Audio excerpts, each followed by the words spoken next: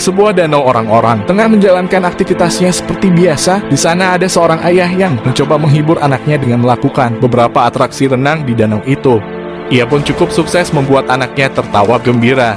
Namun tak lama setelah itu sang ayah tidak lagi nampak di permukaan, yang kemudian diikuti dengan air danau yang seketika berubah warna menjadi merah darah. Sangat tragis, ternyata pria malang itu telah dimangsa oleh siluman danau. Kemudian datanglah seorang pendeta yang mengaku sebagai pembasmi siluman. Sebut saja Boy. Dengan ritual-ritual yang Boy lakukan, ia berhasil membunuh seekor ikan pari raksasa, di mana ia mengklaim bahwa makhluk itulah yang selama ini menjadi monster danau. Warga pun dibuat sangat senang karena kini merasa telah aman. Tak lama setelah itu datanglah seorang pemuda bernama Jiang. Jiang mengatakan bahwa ikan pari itu bukanlah siluman danau, sedangkan siluman danau yang asli kini masih berkeliaran bebas di dasar danau. Boy yang merasa diremehkan sebagai pembasmi siluman tak terima dan malah menuduh Jiang yang hanya bocah ingusan tak tahu apa-apa. Kemudian Jiang malah diikat agar tidak banyak bicara. Semua orang yang merasa sekarang keadaan sudah aman melakukan selebrasi dengan berenang-renang ria di danau itu. Tetapi naas karena ucapan Jiang ternyata terbukti. Ada makhluk buas yang mendekat, sayangnya Jiang yang diikat pun tak bisa bertindak dan tak ada orang yang peduli dengan pernyataannya. Alhasil korban pun bertambah sementara sisanya sangat ketakutan berusaha kembali ke darat. Namun ternyata darat juga bukan tempat yang aman karena siluman itu bisa menjulurkan lidahnya untuk menarik mangsa. Cara terakhir yang bisa Jiang lakukan adalah menyuruh semua orang agar tidak panik dan tetap di tempatnya. Terbukti hal ini cukup efektif, tetapi kemudian seorang anak mengacaukannya karena ketakutan berlari mencari ibunya. Sang ibu yang tidak bisa menerima kenyataan itu pun frustasi dan menceburkan dirinya ke danau untuk menantang siluman itu. Disinilah akhirnya siluman itu menampakkan dirinya yang ternyata memiliki wujud yang sangat menyeramkan. Selanjutnya ada seorang bayi yang juga hendak jatuh ke danau. Beruntung Jiang telah berhasil terlepas datang menyelamatkannya. Jembatan mereka pun patah yang secara kebetulan memerangkap siluman ikan itu. Bersama Boy, Jiang memanfaatkan kesempatan ini untuk melemparkan ikan itu ke darat, tetapi karena perbedaan berat yang lumayan jauh, mereka pun kesulitan melakukan hal itu. Para warga yang berusaha membantunya pun juga sia-sia. Kocaknya lalu datang seorang wanita gemuk yang berhasil melontarkan siluman itu ke darat.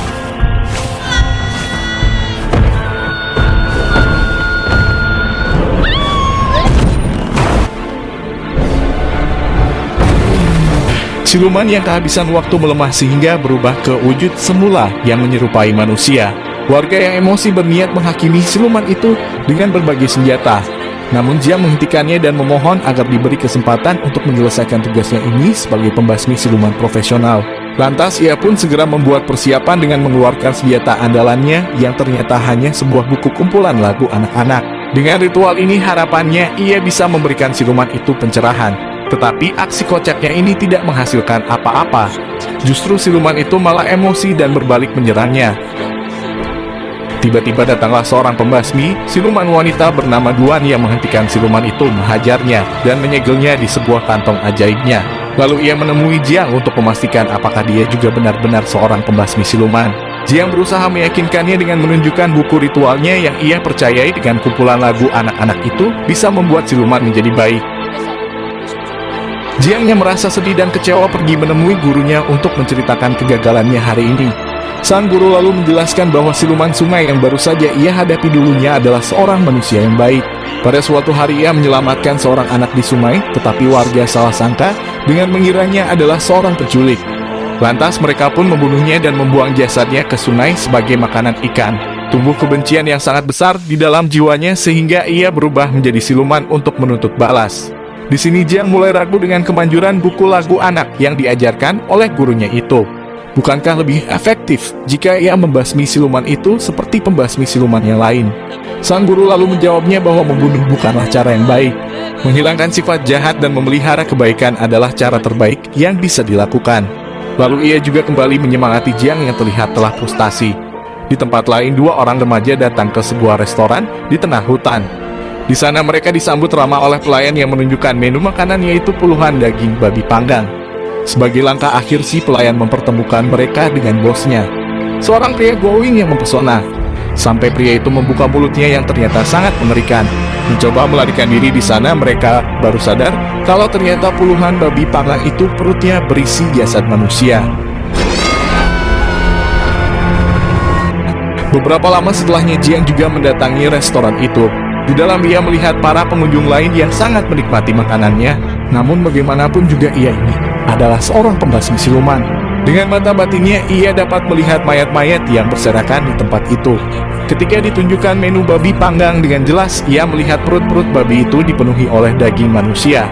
Kemudian Jiang memberitahu pelayan itu kalau dia ini adalah membasmi siluman. Sampai pada akhirnya Jiang mengakhiri sandiwara itu dengan memukulnya. Tetapi nyatanya ia belum cukup kuat untuk bisa mengalahkannya. Beruntung Duan si pembasmi siluman wanita sebelumnya datang untuk mengambil alih pertarungan. Dengan mudah ia dapat menghajar siluman-siluman itu dengan sangat brutal.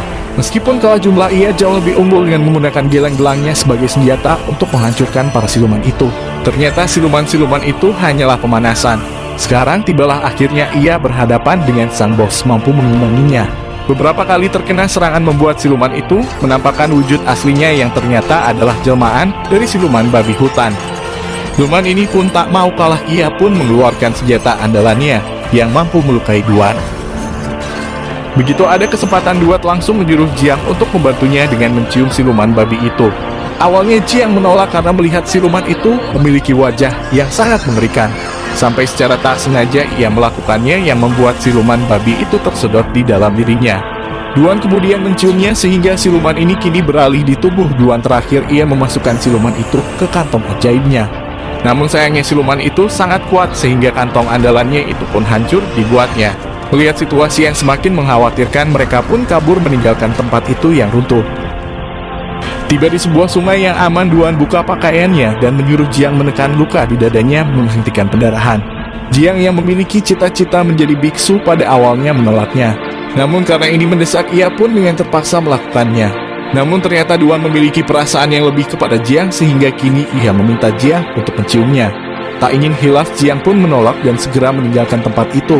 Besoknya Jiang kembali menemui gurunya. Sang guru menceritakan mengenai kisah dari siluman babi yang dihadapi Jiang. Siluman ini dulu adalah seorang pria baik hati bernama Gong. Tetapi semasa hidupnya ia diperlakukan diskriminatif karena memiliki wajah yang sangat jelek seperti babi. Meskipun begitu, Gong berhasil menikahi wanita yang amat ia cintai. Sayangnya sang istri malah berselingkuh dengan seorang pria tampan, dan ketika ia mempergoki istrinya itulah ia kemudian dibunuh menggunakan garpu tanah bermata 9. Karena kebencian yang sangat besar tumbuh di dalam jiwanya, Gong pun bangkit menjadi siluman dan bersumpah akan siapapun yang ia temui. Setelah mengetahui hal itu, Jiang meminta gurunya untuk membantu dalam mengalahkan siluman babi yang sangat kuat itu. Tetapi sang guru menolak dengan alasan masih sibuk bekerja. Ia kemudian menyarankan kepada Jiang agar meminta bantuan kepada San Wukong sang Krasakti yang kini dikurung di bawah gunung 5 jari selama 500 tahun oleh sang Buddha Agung karena kesalahannya menentang aturan langit. Sebelum pergi, sang guru berpesan supaya Jiang berhati-hati karena San Wukong ini sangat sakti dan memiliki banyak akal licik. Tak lupa ia juga memberikan buku lagu anak untuk menghilangkan kebencian di dalam hati Wukong. Singkat cerita, Jiang berangkat dengan melintasi suatu hutan, tetapi di sana ia malah terperangkap oleh sebuah jebakan. Kemudian datanglah kereta pemilik jebakan. Itu mereka adalah sekelompok orang yang mengaku dari barat yang bertugas membunuh siluman sekaligus membunuh pembasmi siluman. Di dalam kereta itu juga keluar beberapa orang lagi yang menjadi tawanan dari geng ini. Geng ini lalu menginterogasi mereka satu-satu. Dan jika ada yang terbukti terdapat pembasmi siluman, maka akan segera mereka eksekusi. Jiang yang ketakutan pun mulai ragu untuk mengakui profesinya. Tetapi kemudian Guan mendekat dan mengatakan kalau mereka ini adalah suami istri yang sedang bertengkar. Jiang mencarinya ke hutan dan secara tak sengaja ia malah terperangkap. Demi untuk membuktikan hal itu, geng tersebut meminta mereka agar melakukan hubungan suami istri. Berbeda dari Duan yang sangat bersemangat, Jiang menolak karena ia adalah seorang biksu. Akhirnya karena tak ada pilihan lain, yang pun nyaris bersedia. Sampai ia menemukan sebuah fakta kalau ternyata senjata yang tertancap di tangan Duan hanyalah sebuah mainan. Dari sini pun terungkap bahwa ini adalah sandiwara dari Duan yang sangat mencintai Jiang. Secara terang-terangan ia ingin menikahinya, memiliki seorang anak dan hidup bahagia. Namun dengan tegas Jiang menolak karena ia menginginkan cinta yang lebih besar, yaitu cinta dari sang Buddha Agung. Hal ini membuat Duan patah hati, kemudian memukul Jiang bahkan sampai mengurungnya. Hingga mereka dikejutkan oleh kedatangan Gong si siluman babi yang ingin menghabisi mereka. Lalu Duan meminta Jiang agar turun dari kereta karena ia ingin menabrak kereta itu ke siluman. Kereta itu pun hancur berkeping-keping. Jiang sangat cemas melihat Duan yang sepertinya terluka parah. Jiang merasa sedih dan seakan menyesali perbuatan ia sebelumnya. Namun lagi-lagi ini adalah sandiwara Duan untuk mengetahui isi hati Jiang yang sebenarnya.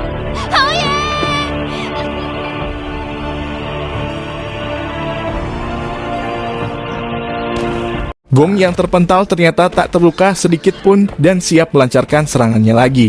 Beruntung datang seorang satria tangguh yang memiliki kekuatan hewan buas. Ia berhasil menandingi Gong yang membuat Gong ingin melarikan diri. Nampaknya mereka berdua ini tidak saling menyukai satu sama lain. Datang lagi ksatria pedang yang menyemarakan perselisihan mereka. Meskipun ketiganya ada cara membasmi siluman yang sangat sakti, tetapi mereka memiliki sikap sombong yang hanya mementingkan popularitas semata. Jiang yang merasa muak berniat pergi melanjutkan perjalanan. Kemudian Duan meminta agar diizinkan menemaninya. Tetapi dengan tegas Jiang menolak dan malah menyalahkan Duan karena sudah menghambat perjalanannya. Duan yang merasa emosi merobek-robek buku lagu anak milik Jiang dan kemudian memukulinya. Tetapi itu tak mengubah sedikit pun pendiriannya sehingga ia tetap pergi. Singkat cerita, setelah melalui perjalanan yang lumayan sulit, tibalah Jiang di Gunung Lima Jari. Ia sangat yakin karena di sana terdapat patung Buddha Agung yang seperti dijelaskan oleh gurunya. Lalu dengan susah payah ia pun memanjat tebing yang curam itu hingga tiba di puncak. Suatu tempat indah yang dipenuhi oleh bunga teratai. Dari sekian banyaknya bunga, hanya satu yang memiliki warna berbeda dan dugaannya tepat bahwa ternyata itu adalah tempat di mana Sun Wukong dikurung. Berbeda dengan apa yang digambarkan gurunya di sini, Wukong bersikap sangat ramah kepada Jiang. Ia mengatakan kalau kebencian di dalam hatinya sudah lama hilang dan hanya menyisakan kebaikan dan keindahan. Lalu dengan senang hati ia ingin membantu Jiang dalam menjinakkan siluman babi. Ia menyuruh Jiang untuk mengambil sebuah jimat di tempat itu yang dikenal sebagai mantra api suci. Dengan benda itu ia dapat menjinakkan siluman babi. Tetapi ternyata Jiang tidak mudah untuk ditipu. Ia menyadari kalau jimat itu adalah sebuah mantra yang digunakan oleh Sang Buddha untuk menyegel Wukong. Seketika sifat Wukong berubah 180 derajat yang memperlihatkan sifat aslinya sebagai siluman yang sangat berbahaya. Tetapi sepertinya Wukong memiliki mental illness. Secara paksa ia mencoba keluar dari tempat itu yang membuat dirinya terkena siksaan cambuk dari kekuatan Sang Buddha. Jiang lalu menasihatinya jika Wukong bersedia membantunya untuk menjinakkan siluman babi, maka dengan sendirinya kebaikan akan tumbuh di dalam jiwanya. Sehingga suatu saat ia bisa keluar ya di tempat ini. Awalnya Wukong menolak, tetapi ia berubah pikiran setelah Jiang memberinya sebuah pisang. Wukong lalu menjelaskan bahwa siluman babi ini sangat menyukai pesona wanita yang menari di bawah sinar rembulan. Dengan cara itu ia bisa memancing siluman babi ke tempat ini. Tetapi masalahnya di sini tak ada wanita sampai Duan datang yang ternyata telah mengikuti Jiang karena merasa khawatir. Meskipun Jiang masih terlihat kurang senang dengan kedatangannya, tidak punya pilihan lain Duan yang tidak bisa menarik pun diajari beberapa gerakan oleh Wukong. Singkat cerita, di bawah cahaya rembulan Duan menari sembari di musik oleh Jiang.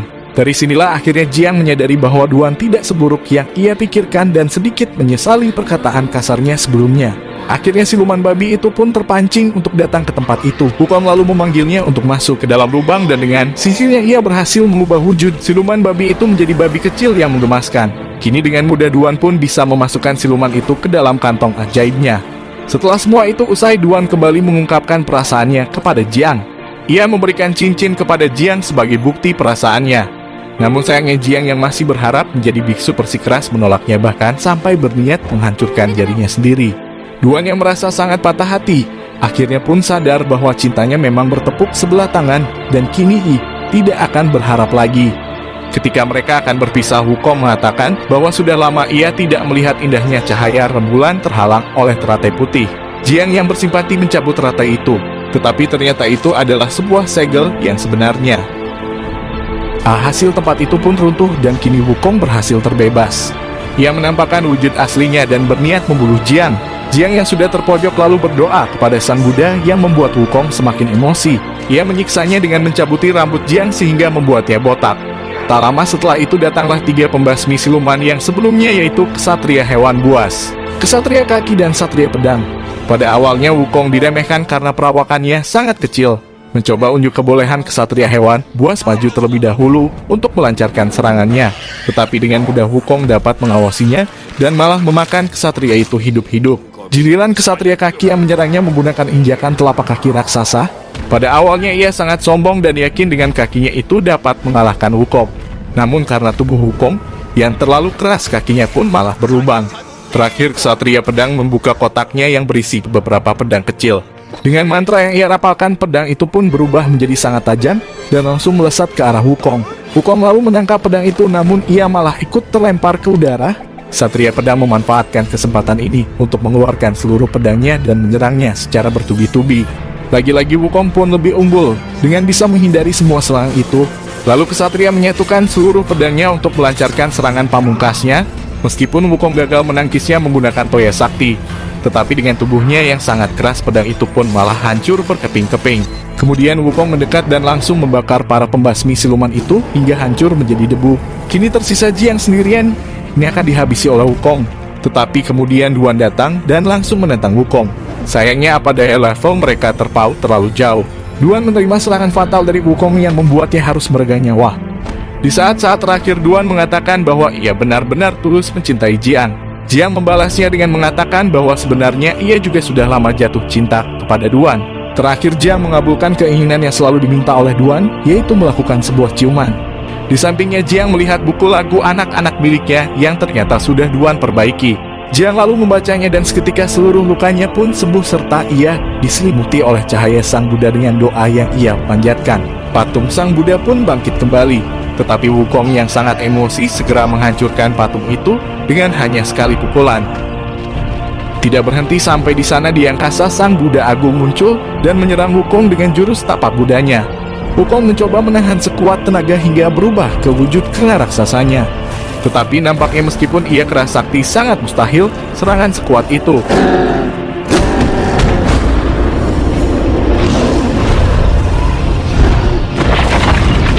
Tiba-tiba scene beralih ke sebuah padang rumput yang memperlihatkan Wukong sangat trauma dengan apa yang baru saja ia alami. Kemudian Jiang datang untuk menenangkannya, sekaligus mengangkatnya sebagai murid serta ia memberikan geleng peninggalan Duan yang ia rubah menjadi sebuah mahkota. Singkat cerita, Guru Jiang memberikan sebuah tugas agar Jiang melakukan perjalanan spiritual untuk mengambil kitab suci di wilayah barat demi membebaskan umat manusia dari penderitaan. Namun karena perjalanan itu sangat berbahaya, dipenuhi rintangan dan hambatan, sehingga Jiang harus ditemani oleh 3 muridnya, yaitu siluman ikan, Wukong, dan siluman babi. Film pun tamat.